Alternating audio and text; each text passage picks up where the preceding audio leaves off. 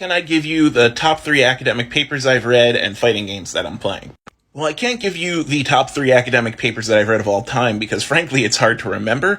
Titles of academic papers are sometimes longer than titles of Japanese light novels. But I could give you 3 of the more interesting recent papers I've read, along with 3 of the more recent fighting games I'm playing. So yeah, why not?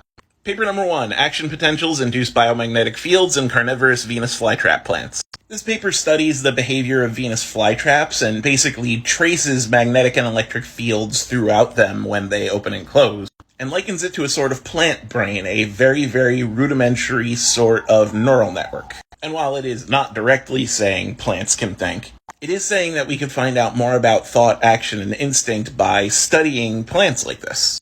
Fighting game number 1 is Skullgirls. I love this game so much. You have to realize I first played a test build for it around 2010-2011. It came out in 2012, and it got its latest character 2 weeks ago. That's how much support Skullgirls is getting. It has a great hand-drawn art style, it has magnificent versus mechanics, and there's always something more to learn about it. I'm actually running a Skullgirls tournament on May 15th at 7 p.m. Eastern on twitch.tv My Life is an RPG, my Twitch stream.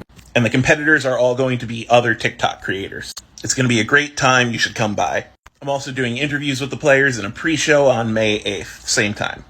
Paper number 2 is Controlled Bidirectional Quantum Teleportation of Superposed Coherent State using 5-mode cluster type entangled coherent state as a resource. I told you academic papers give light novels a run for their money. Anyway, this paper addresses the problem of using quantum entanglement in communication, and there's no way I could describe it all here, and there's no guarantee that it's right. But it proposes a model using a sender, a receiver, a mediator, and several different quantum states, all to produce 1 bit of information. But it's a proposed model that might fit within our laws of physics, which is great. Fighting game 2 is Guilty Gear Strive. I don't have much to say about it. It's beautiful, it's fun to play, I love Testament. I actually really like the high damage, and I'm a sucker for Guilty Gear's ridiculous plotline. It's held my interest more than any modern-day fighter. Paper 3 is Self-Ascribed Paranormal Ability Reflective Thematic Analysis. I have a soft spot for psychology and neurology papers that tie religion and superpowers and the supernatural into the way our brain works.